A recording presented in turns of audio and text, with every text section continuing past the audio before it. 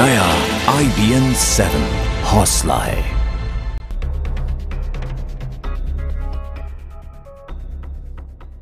नमस्कार, शाम के 5 बज चुके हैं। वक्त है मुद्दा का। मैं हूं नवजोत। 3 दिन और 30 तरह के चक्कर। जी हां, दिल्ली सरकार में इन दिनों कुछ यही चल रहा है। उपराज्यपाल नजीब जंग और मुख्यमंत्री केजरीवाल के बीच छिड़ी जंग हर वक्त नई करवट लेती जा रही है, लेकिन दोनों पक्षों के हठ और सियासी बयानबाजी में परेशान हो रहे हैं नौकरशाह। अब ये पूरी तरह नाक की लड़ाई में तब्दील होती जा रही है, जिसमें अभी कई पेच बाकी हैं। सबसे पहले रिपोर्ट देखिए। करे कोई भरे कोई, ये मुहावरा इससे पहले इतनी शिद्दत से दिल्ली की सियासत में कभी प्रासंगिक नहीं हुआ था जितना अब दिल्ली सरकार बनाम LG नजीब जंग की लड़ाई में हो रहा है। लड़ाई शुरू हुई कार्यवाहक मुख्य सचिव की तैनाती को लेकर, लेकिन जो 3 दिन पहले छोटी लड़ाई लग रही थी वो अब करीब करीब एक जंग में तब्दील हो चुकी है। जंग जो खुद उपराज्यपाल नजीब जंग और केजरीवाल के बीच छिड़ी है। इस सब के बीच अजीब हालात में हैं वो अधिकारी जो सियासी लड़ाई में चक्कर घिन्नी बन गए हैं। सियासत के मैदान में लगी इस आग में कूदने वाले रणबांकुरों के बारे में आपको तफसील से बताएं, उससे पहले समझिए ये पूरा मामला। शकुंतला गामलिन को कार्यवाहक मुख्य सचिव नियुक्त करके LG ने पहला तीर चलाया। केजरीवाल ने गामलिन को तैनाती का आदेश जारी करने वाले प्रधान सचिव सेवा अनिंदो मजूमदार को ही हटा दिया।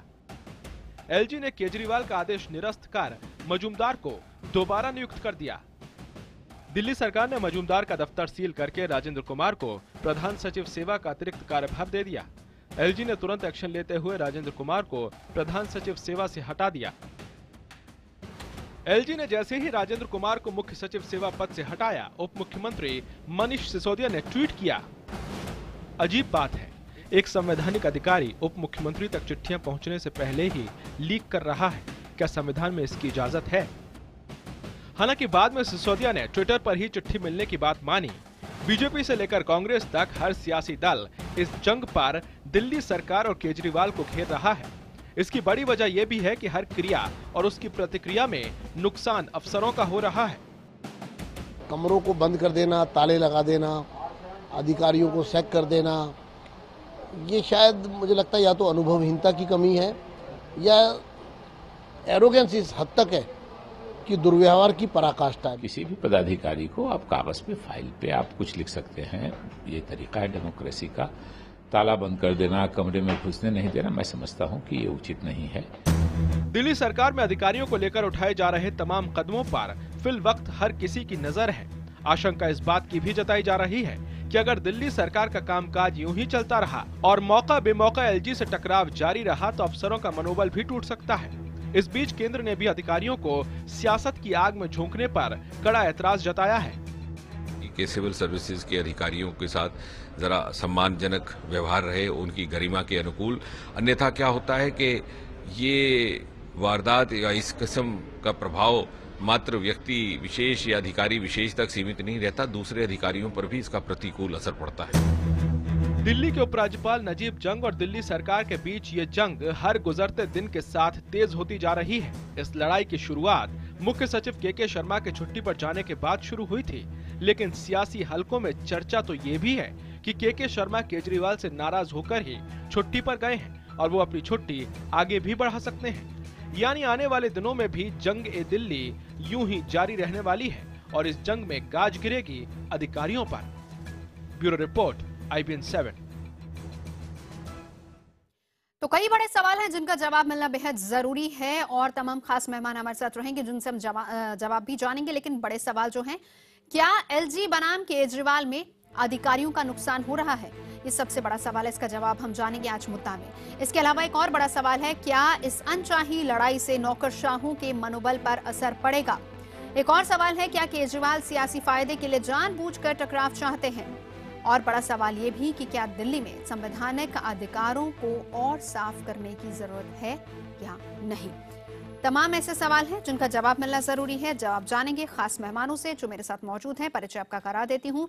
बीजेपी से मौजूद हैं संबित पात्रा, कांग्रेस की तरफ से हमारे साथ मौजूद हैं हारून यूसुफ, आम आदमी पार्टी से सोमनाथ भारती हमारे साथ जुड़ेंगे। इंतजार हम कर रहे हैं कि सोमनाथ भारती जल्दी से जल्दी आए, क्योंकि सवाल हम उन्हीं से शुरुआत करना चाह रहे थे। बहरहाल, दिल्ली के पूर्व मुख्य सचिव उमेश सहगल हमारे साथ मौजूद हैं और साथ ही साथ स्टूडियो में मेरे साथ मौजूद हैं वरिष्ठ पत्रकार मधुसूदन आनंद। तो चलिए शुरुआत करते हैं। उमेश जी, सबसे पहले मैं आपसे जानना चाहूंगी, क्या अधिकारियों के मनोबल पर असर नहीं पड़ रहा है इससे? क्या उनका मोरल डाउन नहीं हो रहा है इससे?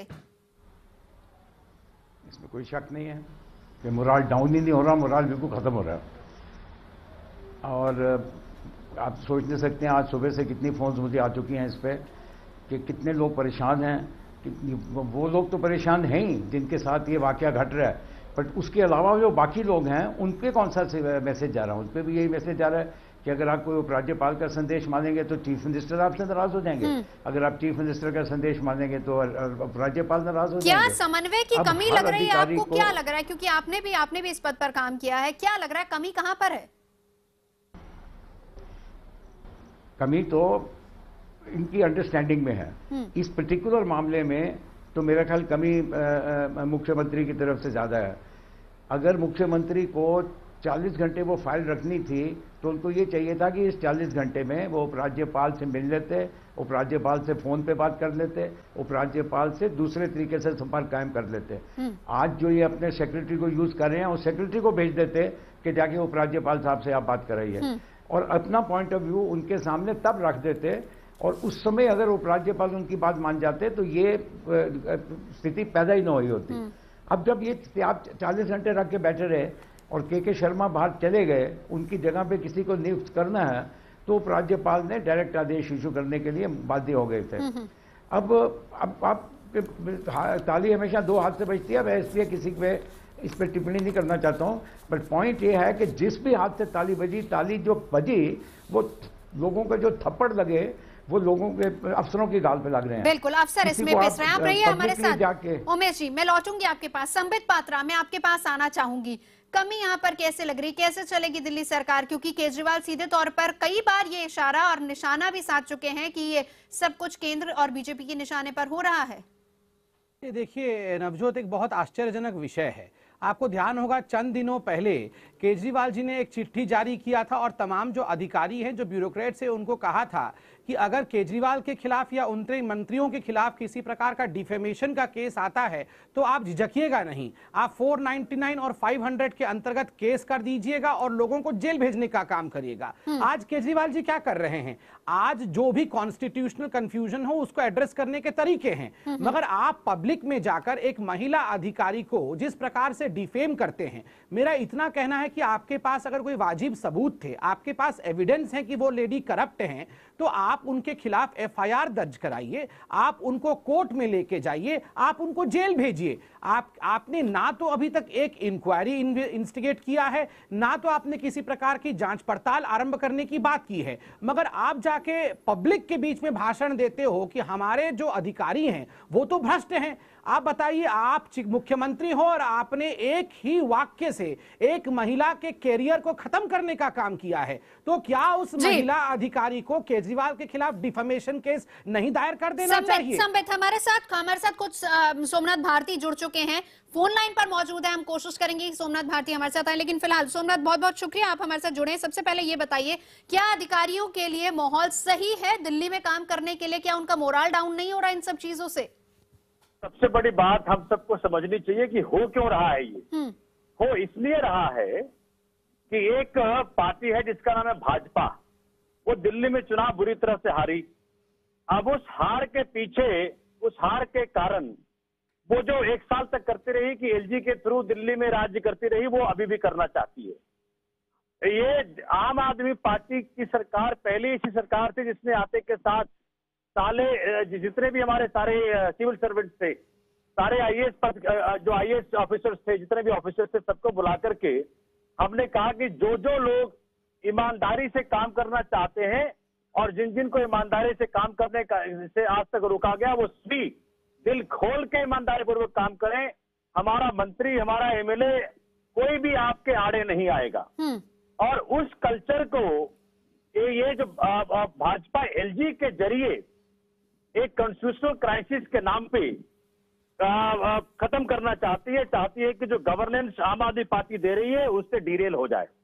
और इसी डर के मारे आप देखें कि जो 67 सीट वाली आम आदमी पार्टी जो इस बार सरकार बनाई दिल्ली में, तो दिल्ली की जनता का जो विश्वास दिखा सरकार में, वो एलजी के रूट से एलजी के जरिए भाजपा इस कदर से इंटरफेयर करके पूरे का पूरा प्रजातंत्र को गाली दे रही है। ये आज सवाल उस पर पैदा होता है। संबित, क्या गवर्नेंस को डिरेल करने की कोशिश कर रहे हैं आप लोग?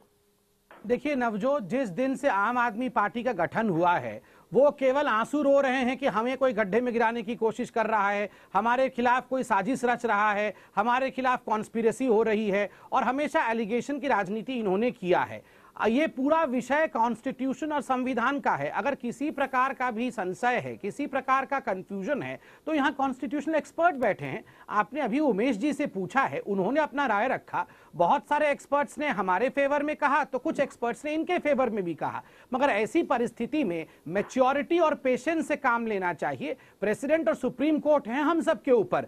ऐसे में सड़क में उतरकर आप अपने ब्यूरोक्रेट्स को बदनाम करें, उनके खिलाफ कुछ भी कहते रहें। और सबसे बड़ी बात नवजोत, एक सेकंड, आपने क्या किया था? ये बीच में नहीं, एक सबसे बड़ी बात, आपके डिप्टी चीफ मिनिस्टर और चीफ मिनिस्टर क्या कहते हैं? वो कहते हैं कि हम तख्ता पलट करना चाहते हैं।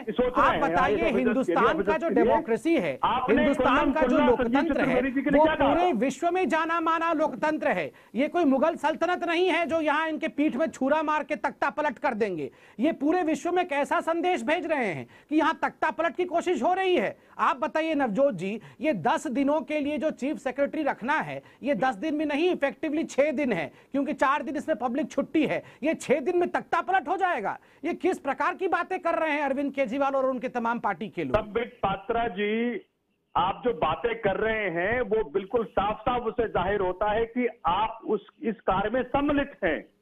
आपको इतनी जो चोट पहुंच रही है, क्यों पहुंच रही है आपको इतनी चोट? हमें चोट इसलिए पहुंच रही है कि संविधान की भी हत्या करने से आप जैसे लोग चूकते नहीं हैं। आपने अपने पार्टी के अंदर जो किया सो हमने देखा, उससे हमारा कोई लेना देना नहीं है। अब अपने ही गवर्नमेंट के अंदर अपने ही ब्यूरोक्रेट्स के साथ जो कर रहे हैं, यह भी हम देख रहे हैं। तमाम लोगों के साथ इस प्रकार का व्यवहार करके आप कह रहे हैं कि कॉन्स्पिरेसी हो रहा है। अरे आपके पार्टी में हमने कॉन्स्पिरेसी किया, आपके गवर्नमेंट में हमने कॉन्स्पिरेसी किया, तो आप कर क्या रहे हैं? आप ये इसका मतलब ये कह रहे हैं कि जो ऑनरेबल एलजी ने ऑनरेबल चीफ मिनिस्टर को बाईपास करके जो आदेश पारित किया और एक चीफ सेक्रेटरी अपॉइंट कर दिया, इसको आप सही करार दे रहे हैं? नहीं, बाईपास करके क्यों? अभी हम सुन रहे थे उमेश जी को, वो क्या बोल रहे थे, कॉन्स्टिट्यूशनल विषय रख रहे थे। 40 घंटे तक केजरीवाल जी से पूछते रह गए एलजी, और आपने चीफ सेक्रेटरी के पोस्ट पर किसी भी व्यक्ति को अपॉइंट करना मुनासिब नहीं समझा। चीफ सेक्रेटरी के पोस्ट पर आप क्या सोचते हैं? आप सोचते हैं चीफ सेक्रेटरी ना रहे और आप सब पावर सोमनाथ भारती बन जाए। संबित पात्रा, सोमनाथ भारती, आप प्रेसिडेंट को सोमनाथ भारती किया गया। मैं इसी पर आपसे सवाल करना चाहूंगी। सोमनाथ भारती, इस सवाल का जवाब दे दीजिए। शकुंतला गैमलिन का नाम भी तो उस चारों की लिस्ट में था जो आपकी तरफ से सौंपी गई थी, यानी कि आपकी तरफ से सिफारिश हुई थी, तभी एलजी ने किया। नहीं नवजोत जी, मैं जो कह रहा हूं कि भाई ये इस वक्त सबको ये बातें समझ में आनी चाहिए कि यही संविधान जिसकी हम बार बार दुहाई दे रहे हैं, जो बाबा साहब अम्बेडकर संविधान है जिसके अंतर्गत हम एग्जिस्ट करते हैं, उसी में लिखा हुआ है कि अगर honourable LG council of minister से डिफर करते हो तो ये सारा, लेकिन लिस्ट तो आप ही की तरफ से दी गई थी। सोमनाथ भारती, इसको क्लियर कर दीजिए। देखिए, इसको क्लियर कीजिए। ऐसी कौन सी आकस्मिक जरूरत पड़ गई थी कि उनको बगैर कॉन्स्टिट्यूशन के प्रोविजन का पालन किए? लेकिन वो चारों के नाम तो आप ही की तरफ से दिए गए थे ना। उन्हीं चारों में से उन्होंने देखा कि जो सीनियर है उनको अपॉइंट कर दिया जाए। हमारे तरफ से नाम 4 नहीं दिए गए थे। दिए गए थे, वो तो हर किसी ने देखा है। अब तो सब कुछ पब्लिक में हो रहा है। कारण क्या है? अब तो आप लोग गवर्नेंस जो है ट्विटर और फेसबुक पे कर रहे हैं। वो 5 नाम जो दिए गए थे वो भी सबने देखा है, और उसके ऊपर 5 नाम आपने दिए, अलग से परिमल राय को बनाने की इच्छा जाहिर की।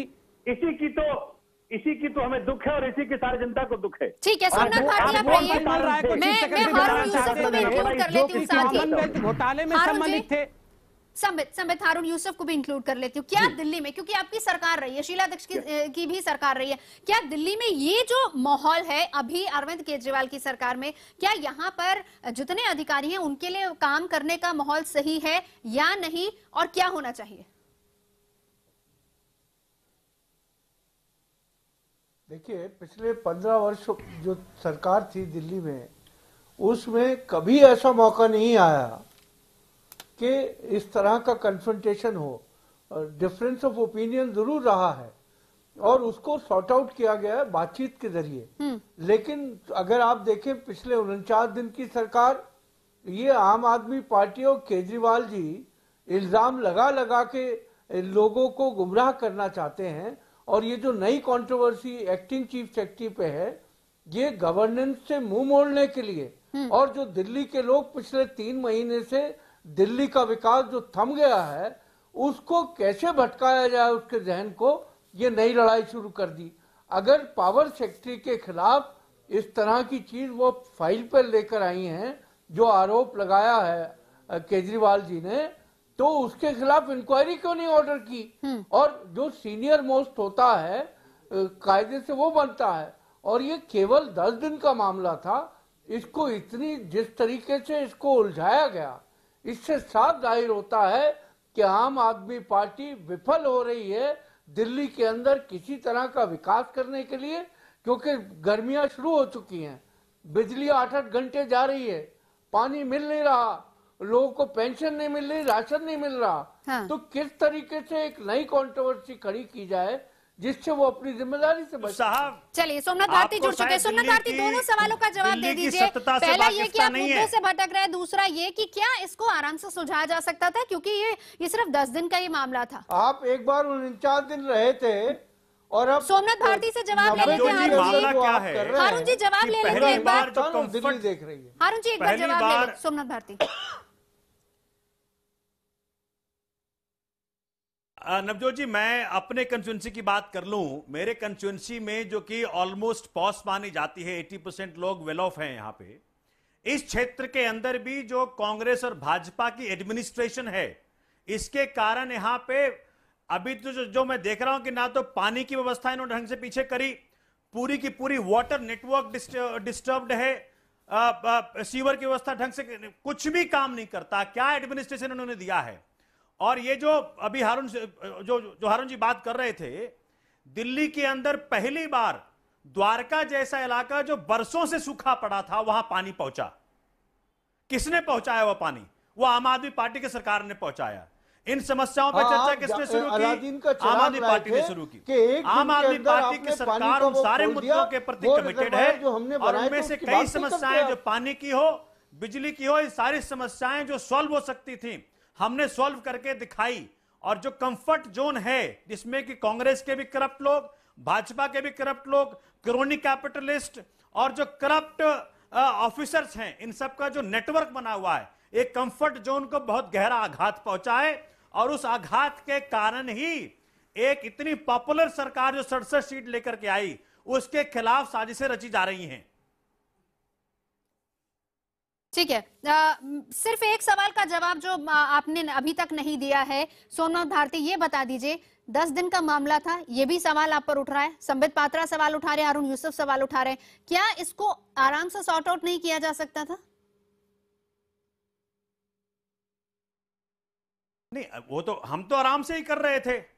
ये तो भाजपा रचित रचयिता, और भाजपा ने जो एलजी के जरिए दिल्ली के शासन को, दिल्ली की सरकार को एक तरह से विस्थापित करने का जो प्रयास किया, ये तो उनके ऊपर जाता है मामला सारा। जो पिछले 1 साल से एलजी के जरिए भाजपा दिल्ली में शासन कर रही थी, और दिल्ली में जो उनको औंधे मुंह गिरना पड़ा, उसके बाद ये जो इस तरह से विफल होते दिखे, उनको आज तक ये पच नहीं रहा है कि वो दिल्ली में सरकार नहीं बना पाए, दिल्ली में बुरी तरह हारे। हम तो आराम से इसको ठीक करना चाह रहे थे, लेकिन आप जिस तरीके से इसको ठीक कर रहे हैं सोमनाथ भारती, उससे जितने भी ब्यूरोक्रेट्स हैं उनके मनोबल पर भी तो असर हो रहा है। आप उनका भी तो सोचिए, करे कोई और भरे कोई, वही हाल हो रहा है दिल्ली में।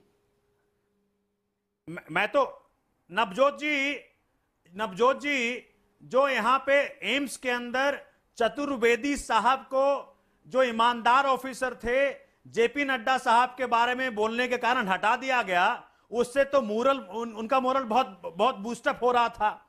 जो खेमका साहब के साथ हर महीने तबादले करे गए, वो तो मोरल बूस्टअप हो रहा था। मुझे मालूम है कि अधिकारियों के साथ किस तरह का व्यवहार भाजपा और कांग्रेस करती रही है, ये हमें सीख ना दे। मुझे पता है हमारी सरकार को इसका पूरा ज्ञान है। जनता की सरकार, आप तो आम लोगों की सरकार है, बीच में से उठे आप कहते हैं कि कॉमन मैन की सरकार है।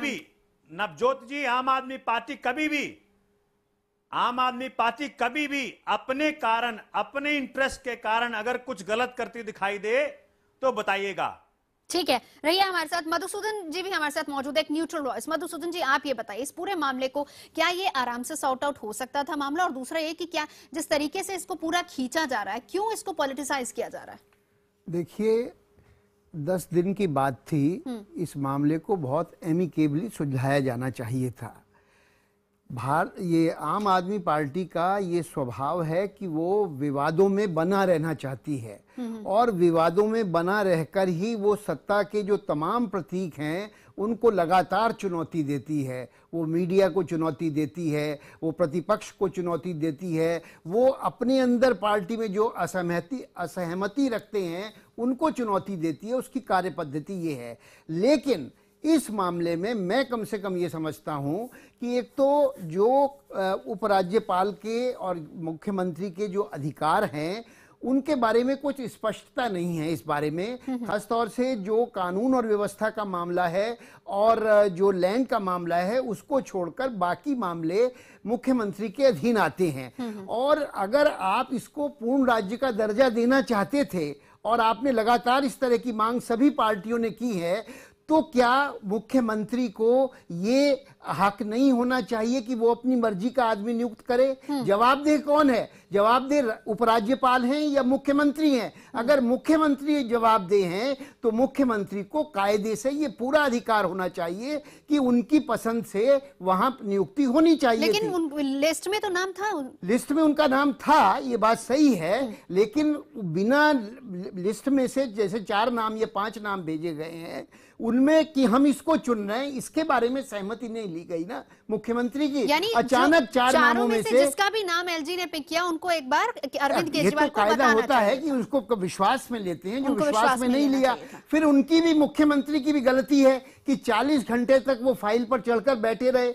इस चीज को इतना खींचना नहीं चाहिए कि रबड़ जो है वो टूट जाए। वो मुख्यमंत्री लगातार बहुत सद्भावना के साथ आए थे और एक नई तरह की राजनीति करने आए थे, लेकिन बहुत ही खेद के साथ कहना पड़ता है कि मोह भंग हो गया है इस मुख्यमंत्री के साथ, क्योंकि इसकी जो कार्यशैली है वो कार्यशैली बहुत ही अराजकता की ओर ले जाने वाली कार्यशैली है। ठीक है, संबित पात्रा एक रिएक्शन। सोमनाथ भारती, आपको पूरा समय दूंगी क्योंकि मुझे ब्रेक पर जाना है, इसलिए मैं 30 सेकंड संबित पात्रा को दे रही हूँ। संबित। नहीं, आप सोमनाथ भारती जी को ज्यादा समय दे दीजिए। ठीक है, आप दोनों रहिए हमारे साथ, एक छोटे से ब्रेक के लिए रुकेंगे। तमाम खास मेहमान मौजूद है, इसका जवाब सोमनाथ भारती और संबित पात्रा दोनों देना चाह रहे हैं। आप अफसर और जंग ब्रेक पर जाने से पहले मधुसूदन जी ने बात रखी कि ठीक है, एलजी को विश्वास में लेना चाहिए था अरविंद केजरीवाल को, लेकिन अरविंद केजरीवाल को इस मुद्दे को ज्यादा नहीं खींचना चाहिए। इसको सुर्खियां में रहने के लिए, विवादों में रहने के लिए अरविंद केजरीवाल से इसको ज्यादा खींच रहे। सोमनाथ भारती, रिएक्शन।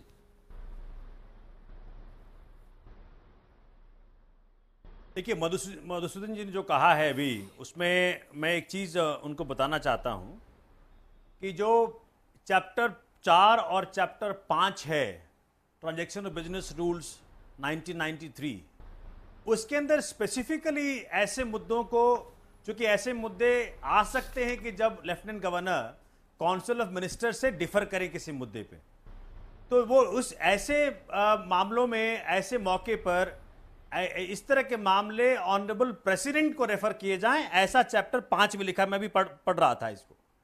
तो जब इस तरह के मुद्दे, इस तरह के मामले ऑलरेडी आउटलाइंड हैं ट्रांजैक्शन ऑफ बिजनेस रूल्स में, तो उसमें हड़बड़ी दिखा करके कि भाई बहुत जल्दी है और हमें अपॉइंट करना है, मुझे समझ में नहीं आता। यही जल्दी तो डाउट क्रिएट करती है कि ऐसी जल्दी क्या थी। सोमनाथ भारती, वो आपके पास भी तो इतने समय से वो चिट्ठी पड़ी रही, को साइड में रख करके 10 दिन की बात थी, आपके पास भी चिट्ठी पड़ी रही, आप ही की सिफारिश पर उन्होंने उन्हीं नामों में से एक को चुना।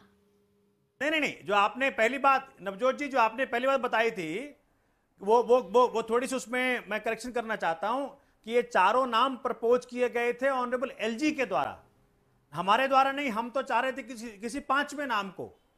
ऑनरेबल एलजी ने 4 नाम सजेस्ट किए थे और कहा था कि भाई इसमें से एक को चुन के बता दें। हमें बांधा जा रहा था कि इन्हीं चारों में से एक को चुनना है। सहमति वो इस पे ढूंढ रहे थे। जी। हम चाह रहे थे कि भाई नहीं, हम एक नए नाम को प्रपोज कर रहे थे जो कि उनको मानना नहीं था। तो ऐसे जब डिफरेंसेस दिख रहे थे साफ साफ, तो क्या ऑनरेबल एलजी की ड्यूटी नहीं थी कि भाई इन view of the provisions of transaction of business rules ये मैटर रेफर किया जाता ऑनरेबल प्रेसिडेंट को? मधुसूदन जी, एक मिनट मधुसूदन जी, करके इन्होंने सोमनाथ भारती, मधुसूदन जी इसी पर कुछ कहना चाह रहे हैं, जरा सुन लीजिए उनको भी। मधुसूदन जी, ये ऑफिसर होगा। सोमनाथ भारती, लेकिन आप जो अपना नाम दे रहे थे वो तो इस जो ईमानदारी की राजनीति, भ्रष्टाचार के विरोध में जो राजनीति करने वाली पार्टी है, वो जिस व्यक्ति का नाम प्रपोज कर रही थी, परिमल रॉय का, वो तो और भी ज्यादा विवादित और ऐसा नाम है जिस पर विचार किया ही नहीं जाना चाहिए था। और अब तो उस व्यक्ति ने भी मना कर दिया कि मुझे कम से कम आप माफ कीजिए, मैं नहीं आना चाहता। तो आप ये बताइए कि सिर्फ नाक की लड़ाई के लिए 8 दिनों के लिए आप सही हैं? सैद्धांतिक रूप से मैं आपको सही कह रहा हूं कि मुख्यमंत्री को ये अधिकार होना चाहिए कि वो अपने जो अधिकारी चुने, खुद चुने, क्योंकि जवाब दे मुख्यमंत्री है। मैं खुद कह रहा हूं इस बात को, लेकिन मैं कह रहा हूं कि आप कम से कम ये देखिए कि जब से आप सत्ता में आए हैं, आप लगातार तरह तरह के विवाद पैदा कर रहे हैं और जो गवर्नेंस है वो उससे प्रभावित हो रही है। आप इन चीजों को 7 दिन के लिए, 8 दिन के लिए इतने सैद्धांतिक बड़े प्रश्न बनाकर क्या हासिल करना चाहते हैं? सोमनाथ भारती, जवाब दे दीजिए। जी, अगर सर मैं आपकी बड़ी कद्र करता हूं, आपके विचारों की। सर ऐसा है कि जब बीजेपी केंद्र सरकार में आई, उस वक्त देश के ऑलमोस्ट सारे गवर्नर्स को उन्होंने हटा दिया, अपने गवर्नर्स लेके आई। एक बात तो इससे सिद्ध होता है, और एक्सेप्ट दिल्ली के लेफ्टिनेंट गवर्नर के अलावा बाकी सबको इन्होंने हटा दिया, जैसा कि मुझे ज्ञात है। कांग्रेस इससे एक बात तो सिद्ध होता है कि भाजपा इन गवर्नर्स को हटा करके यही करना चाहती, नहीं कांग्रेस भी करती रही, मैं जानता हूं, और भाजपा भी करती रही, भाजपा ने भी किया, ये भी सबको ज्ञात है। सोमनाथ भारती, ये कुछ ना कुछ अपना उल्लू सीधा करना चाहते हैं। इन लेफ्टिनेंट गवर्नर साहब के थ्रू ये अपना कुछ ना कुछ उल्लू सीधा करना चाहते हैं कि भाई मैं आपको लेफ्टिनेंट गवर्नर बना के रखूंगा, आप हमारे अनुसार डिस्टर्ब करते रहिए इस सरकार को।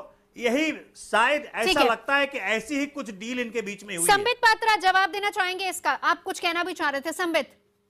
देखिए, पहली बात है, जहां तक एलजी नजीब जंग का सवाल है, आपको ध्यान होगा जब पहली बार दिल्ली में इनकी सरकार बनी थी 49 दिन की, और जब सरकार गिरी थी तब एक जंग के कारण ही गिरी थी। एलजी के बीच और इनके बीच उस समय भी जंग हुआ था और कहा गया था कि जो लोकपाल बिल आना है वो एलजी के परमिशन के बगैर आएगा या परमिशन के साथ आएगा। और उस समय इनका कहना था कि चूंकि उस समय तो भाजपा की सरकार केंद्र में थी नहीं, उस समय उनका कहना था कि जो कांग्रेस की सरकार थी वो एलजी को खरीद के रखी हुई है और एलजी कांग्रेस के एजेंट है। आपको याद होगा आशुतोष जी ने ये शब्द के प्रयोग किए थे कि एलजी कांग्रेस के एजेंट है। मुझे तो समझ में नहीं आता है ये एलजी है या गैस एजेंसी है। कल कांग्रेस के एजेंट, आज बीजेपी के एजेंट, इस प्रकार एजेंसी इनकी बदल जाती है। ये आम आदमी पार्टी की गड़बड़ी है। ये संवैधानिक पोस्ट को एजेंसी की माफिक देखते हैं अपनी गलती को छिपाने के लिए। तो गर्मी के ये बीच में बोलने का कार्यवाही बंद करें। जिस प्रकार से आप इंडिसिप्लिन है गवर्नेंस में, डिबेट में भी आप वैसे ही इंडिसिप्लिन है। सोमनाथ भारती जैसे आम आदमी पार्टी अनार्किस्ट है सरकार चलाने में, ठीक उसी प्रकार ये सोमनाथ भारती भी अनकॉर्टियस और इनडिसिप्लिन है डिबेट में। जब कोई इनके बीच में नहीं बोलते हैं, ये बीच में कूद कर ठीक उसी प्रकार का काम करते हैं जैसे गवर्नेंस के बीच इनके मुख्यमंत्री और इनके मुख्यमंत्री करते हैं। हम आपके बीच में कूद रहे थे, हम आपके बीच में बोल रहे थे, हम शांति से सुन रहे थे, आप भी शांति से सुनने का फर्ज रखिए, क्योंकि आप झूठ बोल रहे हैं, आप दूसरों को सुन नहीं पा रहे हैं, तभी आप में फ्रस्ट्रेशन है और तभी आप हड़बड़ा के बीच में कूदने की कोशिश कर रहे हैं। उस समय एलजी आपने कहा था कि नहीं कि एलजी कांग्रेस के एजेंट है, आपने कहा था वो कांग्रेस के एजेंट है, आप कह रहे हैं बीजेपी के एजेंट है। अरविंद केजरीवाल भगोड़ा है, अरविंद केजरीवाल भगोड़ा है। दिल्ली की जनता ने बताया भगोड़ा कौन है और भागने वाला कौन है। नहीं, मैं आपसे एक सवाल पूछता हूं, क्या शकुंतला गैम्बलिन को अरविंद केजरीवाल के खिलाफ डिफेमेशन केस करना चाहिए या नहीं? अगर वो भ्रष्ट हैं तो क्या उनके खिलाफ आप लोगों ने इंक्वायरी शुरू कर दी है, कोई जांच प्रक्रिया आरंभ कर दिया है, या फिर सेक्शन 499 और 500 के अंतर्गत केजरीवाल जी को कोर्ट में ले जाना चाहिए? ये तो वही बताएंगे, आप उनसे पूछिए। अगर उनको लगता है उनका मानहानि हुआ तो उनका पूरा हक बनता है, करें वो। नहीं, क्या आपने मानहानि नहीं किया? सच है, कल आपने पूरे दिल्ली की जनता के सामने जिस प्रकार के शब्द का प्रयोग इस अफसर के लिए किया, सच के एवज में अगर ये सत्य है तो आपने एफआईआर क्यों नहीं दर्ज कराया? आप एक भ्रष्ट महिला को, एक भ्रष्ट अधिकारी को प्रश्रय क्यों दे रहे हैं? आपको अगर मालूम है ये बिजली कंपनियों के साथ मिली हुई हैं और ये इतने महीने तक आपकी पावर सेक्रेटरी थी, तो आप इसे पावर सेक्रेटरी होते हुए जनता के पैसे को बेचने क्यों दे रहे थे? आपने इन्हें पकड़ा क्यों नहीं? 3 महीने में जो लूटमार हुआ जनता के पैसे का, इसका जवाब कौन देगा?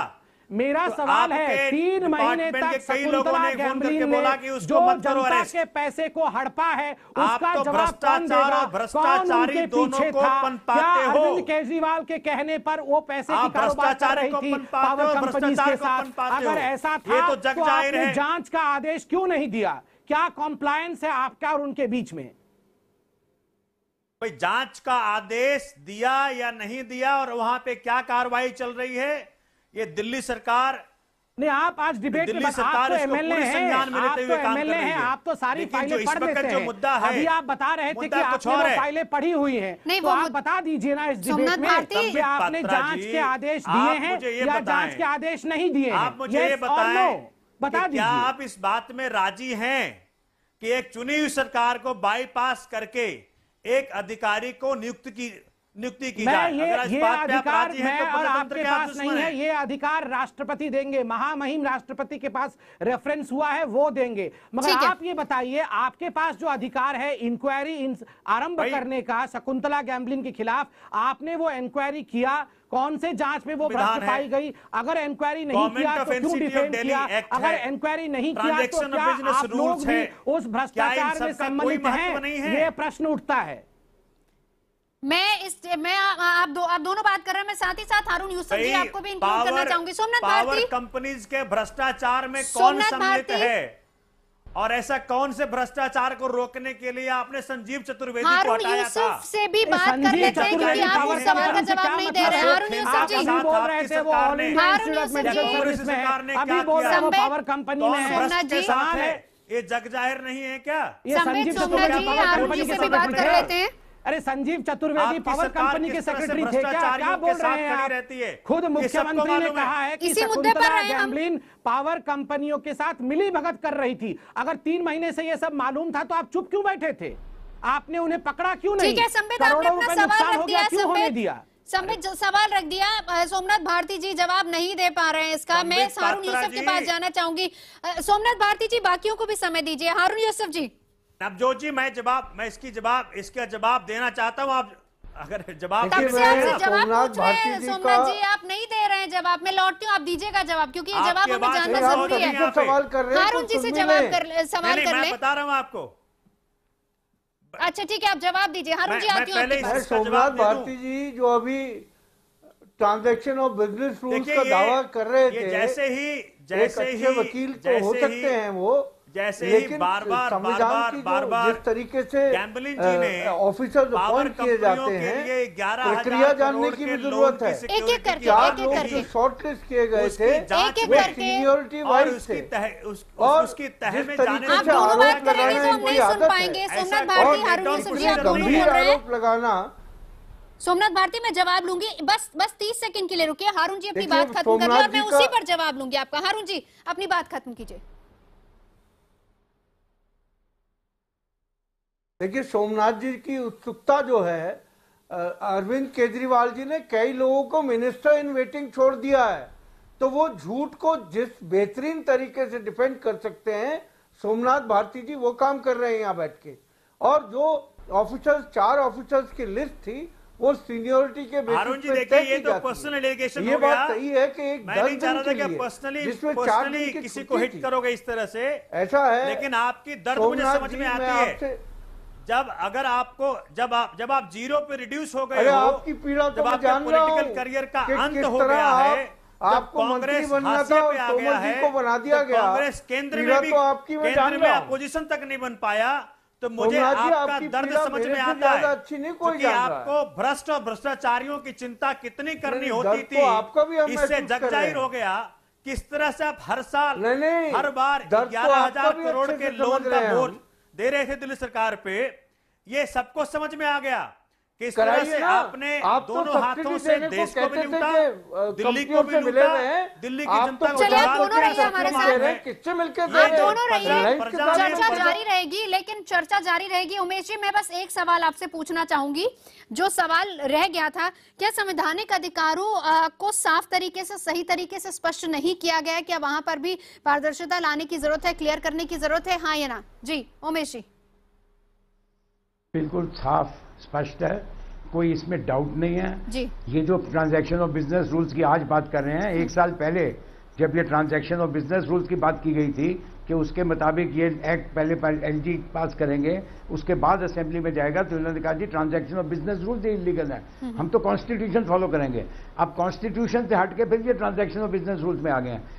मेरे आपको एक टाइम दीजिए, मैं जरा 2 मिनट, इतने ज्यादा एलिगेशन अफसरों के अगेंस्ट लगा दिए गए हैं, मैं भी जरा 3 सवाल इनसे पूछ लूं कि एक जो मंत्री सत्येंद्र जैन जी का नोट है, वो किस डायरी से गया, किस डायरी में रिसीव हुआ, उसको भी जरा इंक्वायरी कर ली जाए। सिर्फ अफसरों के ऊपर मिली गांठ नहीं है, इनकी भी मिली भगत है। अगर वो अपने बाद में ये नोट लिखा गया और उसमें पहले की डेट डाली गई तो ये बहुत सीरियस मामला है। नंबर 2, 17 अधिकारी दिल्ली में बिना पोस्टिंग के बैठे हुए हैं और आप बाहर से अधिकारी मांग रहे हैं, इसकी क्या औचित्य है, क्या जस्टिफिकेशन है? इन 17 अफसरों को अभी तक पोस्टिंग क्यों नहीं दी गई? आप एक तीसरा सवाल का जवाब दीजिए कि इतने अपने पार्टी वर्कर्स को आपने सेक्रेटेरिएट में और रोड सेक्रेटेरिएट में सरकारी कमरे दे दिए हैं, एयर कंडीशनर यूज करने हैं, सरकारी फाइलें देख रहे हैं, सरकारी टेलीफोने यूज कर रहे हैं, सरकारी स्टाफ कार्ड यूज कर रहे हैं, उसका नियम कौन सा कानून है, उसका कौन सा नियम कानून फॉलो किया जा रहा है? तो बाकी सारे भ्रष्ट हैं, ये कौन सा बहुत ऑनेस्ट एक्टिविटी है? इसका जवाब भी अफसरों के सामने आना चाहिए। और मैं सारे अफसरों के बिहाफ पे ये सवाल पूछ रहा हूं कि ये हमारा राइट है, ये हम जाने, सारे अफसर जाने कि इन 3 सवालों के जवाब क्या हैं। आप अफसर और जंग मुद्दा जारी है। सोमनाथ भारती, वक्त की कमी, मेरे 2 सवालों का जवाब जो मैं आपसे आखिर में जानना चाहूंगी। 17 सीनियर ऑफिसर्स हैं जो पोस्टिंग का इंतजार कर रहे हैं, उमेश जी ने ये मुद्दा उठाया, आप इसका जवाब दे दीजिए। संक्षेप में दूसरा सवाल पूछती हूं आपसे।